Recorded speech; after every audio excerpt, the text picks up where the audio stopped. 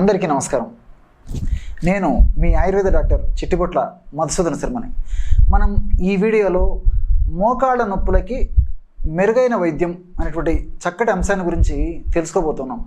గత కొన్ని వీడియోల్లో కూడా మోకాళ్ళ నొప్పులకు సంబంధించి పైపూత మందుగా ఎలాంటి ఔషధాన్ని తయారు చేసుకొని వాడుకొని లబ్ధి పొందాలి, అట్లే కడుపులోకి ఎలాంటి ఔషధాలు వాడుకోవాలి మొదలైన వివరాలు తెలియజేయడం జరిగింది. ఈ వీడియోలో మరొక ఫార్ములాని పైపూత మందుకి మోకాళ్ళ నొప్పులకి ఎలా తయారు చేసుకొని ఎలా త్వరగా తగ్గించుకోవచ్చో తెలుసుకోబోతున్నాం. ఈ మోకాళ్ళ నొప్పి తగ్గేందుకు ఔషధాన్ని ఎలా తయారు చేసుకోవాలంటే కేవలము 3 పదార్థాలతో ఔషధాన్ని తయారు చేసుకోవచ్చు. ఎలాంటివంటే మొట్టమొదటిది ముసాంబ్రం. బాగా నిదానంగా చూడండి, గమనించండి, నోట్ చేసుకోండి. ఇప్పుడు నేను చెప్పబోయేటువంటి పదార్థాలన్నీ కూడా మనకి ఆయుర్వేద ఔషధ విక్రయశాలల్లో కానీ పచారీ కొట్లలో కానీ చాలా సులువుగా దొరుకుతాయి. ముసాంబ్రం.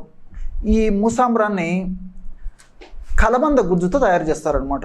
ముసాంబ్రం చూసారు కదా, ముసాంబ్రం. ఈ యొక్క ముసాంబ్రాన్ని ఒక్క 20 గ్రాములు తీసుకోండి.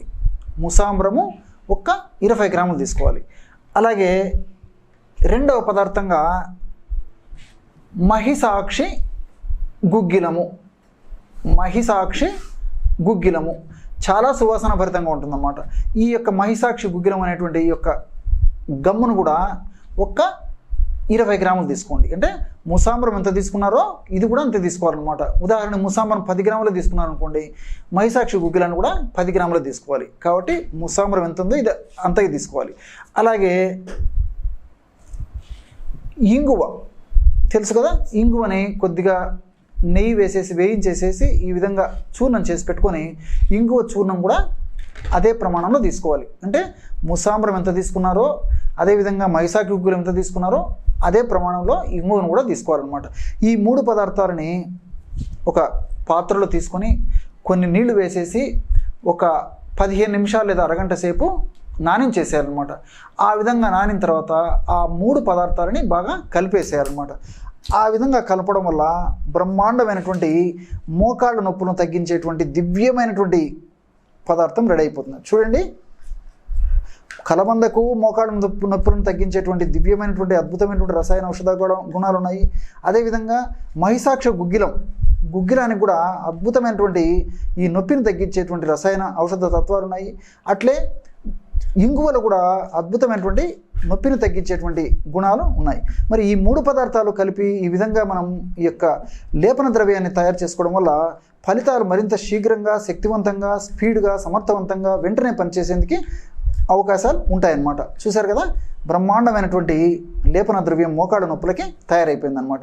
ఈ విధంగా తయారు చేసుకున్నటువంటి ఈ యొక్క లేపన ద్రవ్యాన్ని మోకాళ్ళ భాగంలో, ముందు భాగంలో, వెనుక భాగంలో, అదేవిధంగా చుట్టుపక్కల అంతా అప్లై చేసేసి ఒక గంట సేపు ఆగిన తర్వాత గోరువెచ్చని నీళ్ళతో కడిగేసేయాలి. ఇంతే.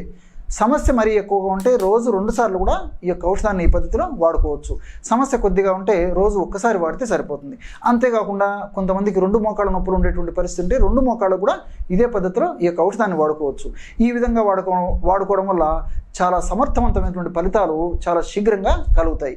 మరి ఈ మోకాళ్ళ నొప్పులకు సంబంధించి అనేక రకాలైనటువంటి ఔషధ యోగాలు, అనుభూతమైనటువంటి ఔషధ యోగాలు ఎన్నెన్నో మరెన్నో కోకొలలుగా మనకి ఉన్నాయన్నమాట. ఆ అనుభవ యోగాలు, అనుభూత యోగాలు, ఎన్నో యోగాలను కూడా ప్రత్యక్షంగా ఎంతోమందికి వాడి సత్ఫలితాలు పొందినటువంటి యోగాలను, అంతేకాకుండా మా వైద్య మిత్రులను అడిగి తెలుసుకున్నటువంటి యోగాలను, అట్లే అనువంశికంగా మా కుటుంబంలో వస్తున్నటువంటి ఈ ఫార్ములాస్ను అన్నిటినీ కూడా పుస్తకాలలో పొందుపరిచి ప్రజలకి ఇవ్వడం జరిగిందనమాట ముద్రణ రూపంలో. అలాంటి వాటిల్లో ఉదాహరణకి ఇంటింట ఆయుర్వేద వైద్యం. బాగా నిదానంగా చూడండి, గమనించండి, ఈ నోట్ చేసుకోండి. ఇంటింట ఆయుర్వేద వైద్యం. ఈ యొక్క పుస్తకము మనకు మార్కెట్లో దొరుకుతుందన్నమాట. పుస్తక విక్రయశాలలో, ఆన్లైన్లో కూడా లభ్యమవుతుంది.